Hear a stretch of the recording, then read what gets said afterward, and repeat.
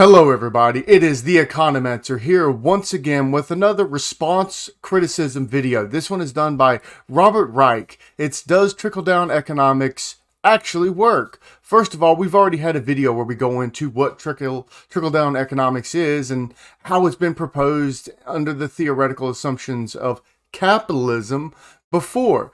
But now we're looking at what Robert Reich says, and he's going to give us 3 myths of it. Now, this video is only going to be on one myth, and the reason why it's only going to be on one, well, each one of these myths takes a whole lot to unpack. He's going to show you some fancy graphs. He's going to have a really good production team behind him, and all of that's great. But the substance to actually open up and get into these arguments is actually really deep. Now, I will be doing another video, obviously, on another one of the myths, and I'm going to be bringing back the NyQuil economist, that great friend of mine, and we're going to be discussing another one of the myths, and that will be live streamed. But this one is just going to be just me and you looking at what Robert Reich says on the 3 myths. So we're just going to go ahead and we're going to start into the first myth. To the extent the Republican Party has any economic platform at all, it's trickle-down economics. Now, unfortunately... Okay, so I'm going to stop you right there, Robert Reich. A political party doesn't necessarily have, like, an economic plan. I mean, that's just weird to say. It's not like the Democrats specifically are just democratic socialists or communists. Really, it's how can we maximize long-term growth and economic development? That's kind of the Republican idea. It comes in all different shapes and sizes. You have Austrians, you have Chicagoans, you have Virginians, all of these different schools of thought that gets cracked open into, I guess you could say, right-wing economics. Let's move over here. Yeah, because you're on the other side for some reason. You just did a flip. All right, let's go. For the GOP, it's based on 3 giant myths. It's time to debunk them, once and for all. By the way, if you think you're going to debunk something in a 5-minute video, 3 things in a 5-minute video, you are beyond me. Just going to throw that out there.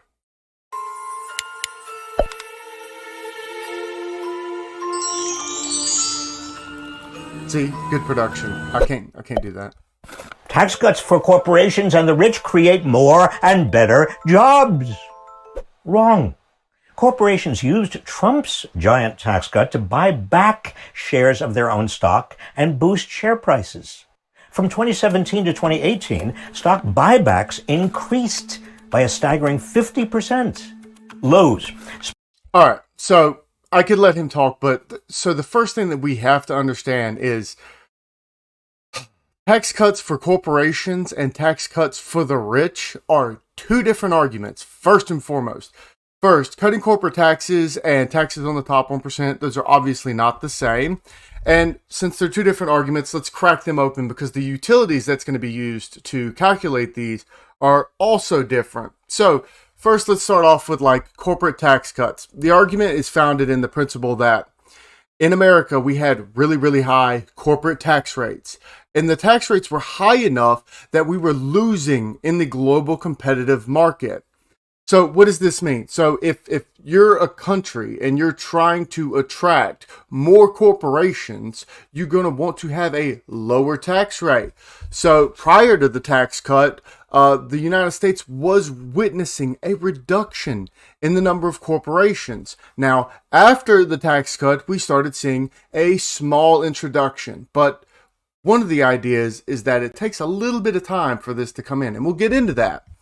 So all of these countries, they're leaving the United States and they're putting their corporate headquarters in other places because that's how they're going to, make more profits. So you have to ask yourself, when I'm making this corporate tax rate, do I want to have a corporate tax rate high enough that I can get a large amount of money from a few very large corporations, or do I want a lower tax rate that's going to bring in more people? Though the tax rate may be smaller, because the tax base is going to be bigger, you're going to make up for that. So you could have the difference between a 20% or a 15%.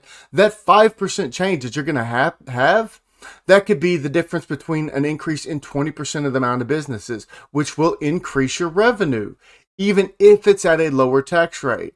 So this is the fundamental problem with this first idea that he's going into. Now, we're going to get into the next part here in a second, but let's let him finish. Spent $10 billion on stock buybacks in 2018 and then fired thousands of workers with no notice or severance. Walmart and AT&T also laid off thousands of workers. And contrary to the claim that the tax cut would boost wages, around a $4,000 pay raise. A recent analysis found that in the year after the Trump tax cut, wages increased by about the same as they did before it, and then slowed. Tax cuts for rich individuals don't trickle. Okay, before we get into that, let's just talk about this corporate tax cut and and how that affected economic behavior. All right, so the first thing to think about, okay, so what was AT&T? So we're just going to look at AT&T because you could go through the financial statements of each one of these companies and you're going to find roughly the same idea. So we're just going to look at AT&T. So AT&T is not just buying back stocks, right? What they're doing, they're divesting a lot of their portfolio. And they accrued a lot of debt. For one, they accrued debt for the 5G, the research and development. Then they purchased the Warner Brothers properties. And then they're financing their growth as a company through debt, right? So the second question is, well, why do you have to pay back the debt? Well, for one, you have a debt to equity ratio. The lower that you keep that ratio, the more likely you are to continuously getting loans from Merrill Lynch and the other fortress banks and stuff like that. So yeah, they want to pay down that debt. And the better they are at paying down that debt, the more likely they are to get more investments from these large companies. Now, what do these investments do? For one, AT&T, it made 5G. Well, it was formative in the 5G work. So why would we not want them to do stuff like that? I mean, this is the growth of our nation. Obviously, we want whatever technological breakthroughs that we can have. And so if this investment that is there is going to be promoted by that, then sure, let's do that. And they're going to keep their credit risk rating down by paying down this debt, by buying their stocks back, by firing people. And I know it's terrible, but here's the reason why.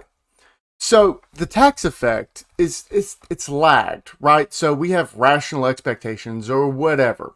Now, if you're a businessman and you know that Trump got elected and he's not the most popular president, and you see that the tax cut isn't very popular among the populace, and even if it is or it isn't, regardless, you're still going to be taking a lot of these surveys and figuring it out. And you're like, okay, well, we don't expect this tax break to exist very long.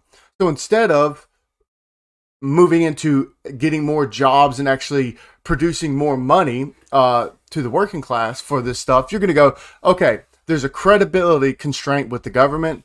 This tax break is not going to last very long. So the first thing that we need to do is we need to pay down this debt that we have, and we need to divest our portfolio and try to capture as much during this period that we can. And so this credibility constraint is the number one issue that he's not taking into account.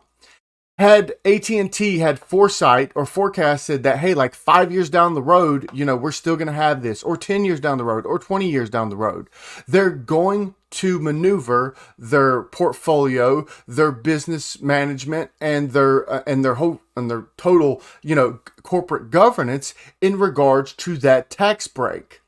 So obviously, when they were looking at this, they were saying, oh, we don't expect this tax break to last, so we're going to do as much as we can to pay down this debt, which is going to keep our credit risk rating very low, so that we'll be able to continue to get these investments and we'll be able to continue to invest into the American people. So again, I don't understand why this is such an issue. I mean, when governments over time, from ex ante to ex post, and the government preferences during this time change, you're going to manipulate the best you can to do the best you can. And so they're just taking advantage of that. If we'd have just let, a flat tax rate or something like that, we might have different behavior from these companies. But to say that the behavior of these companies is not going to be affected by the government. The rich simply get richer. 2 years before Ronald Reagan's first tax cut, the richest 1% of Americans owned less than 23% of the nation's wealth. A decade later, after 2 rounds of tax cuts for the rich, they owned over 28%. By 2019, after more tax cuts for the rich by George W. Bush and Donald Trump, people at the top owned almost 35% of America's wealth. Meanwhile, average wealth barely budged for the middle class and went negative for the bottom 10%. It gets worse. During the pandemic alone, America's $664 billion. All right, before we get into the pandemic alone part, so taxing the top 1%, let's think about why we may not want to tax the top 1%. Now, this is just pure logic. Let's just think about this purely and logically. So what are taxes? We use taxes to disincentivize behavior, and we use taxes to get people to do stuff, right? So if we don't want people to smoke, we increase taxes. That's the Pigovian taxes. The same thing could be said in labor, and the same thing can be said in corporations and all of these things. So essentially, we are taxing the most productive members of society. Now, again, you can disagree with that, but let's just think about it just clearly and logically. Suppose that we have some people that would get some after-tax income, and it's all equalized. Let's just say, let's just equalize all after-tax income. This is called incentive incompatible, because you are creating an incentive that lowers the most productive members of society and raises the least productive members and activities in society. Next, we also have to think that the general principle of taxation, right, is to collect revenue with the least amount of damage to the private sector while maximizing the amount obtained. So this is based on like the elasticity for, a population's taste for redistribution and for taxes. So that's not really an economic question. That's a political question that society has to come to some conclusion about. And we can't just go off of what Robert Reich says. We have to, as a collective, vote. And when we vote, what we want tends to get passed. So if the taste for, redistribution and taxing is increasing in the United States, then we should see that obviously increasing in who we're voting for. And we have to some extent seen that. But it doesn't mean that that's always true, and that just because Robert Reich wants it, or just because Robert Reich thinks it's the best way to go, that it automatically is. Because it's not an economic question. It's a political question. So the next thing is the rich get richer. Well, yeah, as sad as it is to say, sure, the rich get richer. But see, here's the problem. This is some zero-sum thinking. And zero-sum thinking is a cognitive bias that we are well aware of, and it does lead to, zero-sum fallacies. So despite the rich getting richer, which is what he's going to point out, the standard of living in the United States continues to grow, as does social and economic mobility. It may not be the best social and economic mobility in the world, but it's continuously increasing. But so is the amount of rich people, right? So if we're looking at the economic structures from state to state, we're seeing most of them increase. We're having some trouble in the Rust Belt, and we're having some trouble over in, the California and the West Coast sectors. They're having some trouble, even though they're having plenty of growth. But what we have the Sun Belt, that economic structure that's been systemically biased against since the Civil War. That is growing vastly. Why? Because the economic structures that are underneath are starting to grow.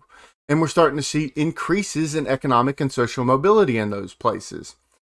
And This isn't even to mention that the dynamic rate of technological change that's happening in the United States that is promoted by the top 1%.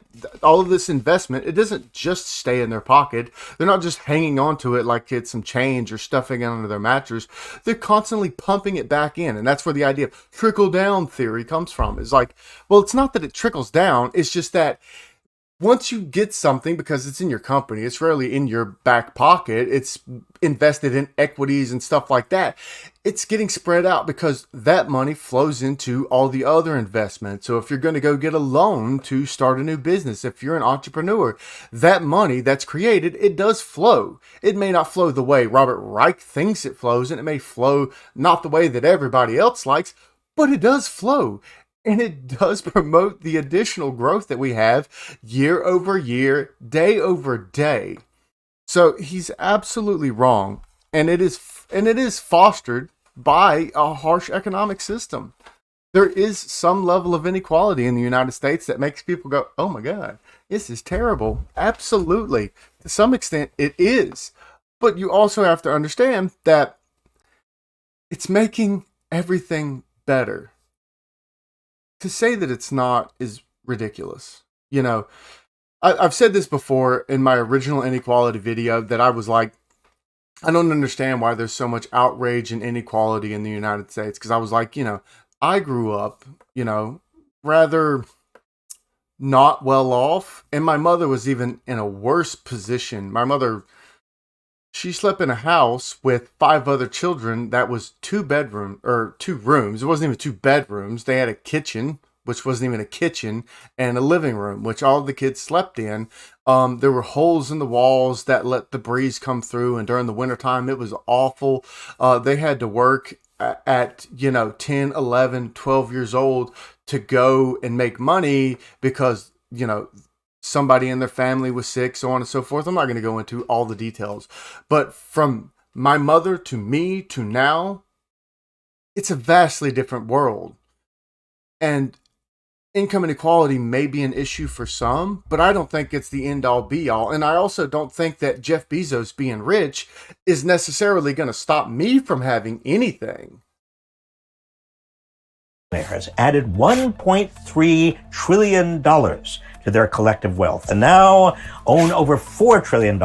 That's almost double the wealth of the bottom half, 165 million Americans.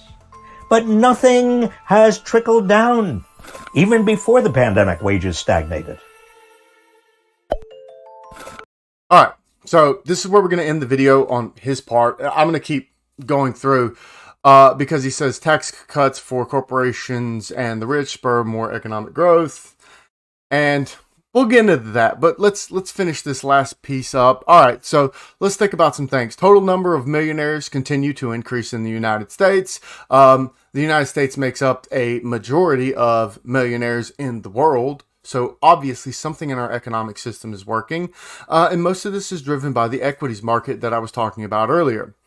Now, average wealth didn't budge, but the percentage of population becoming more wealthy has grown. Wealth increases during this time, during the pandemic. Well, this is a double-edged sword. All right, so let's think about this. Some of this is driven by meeting the needs of people. And okay, Bezos, right? Everybody's going to hate on Bezos. Bezos is Amazon. When you couldn't go out or do something because you feared that you could get sick or deal with all of these other problems in our society, Jeff Bezos was there as one of the largest logistics branches in the United States. I mean, he's done battle against Walmart for logistics rights, right?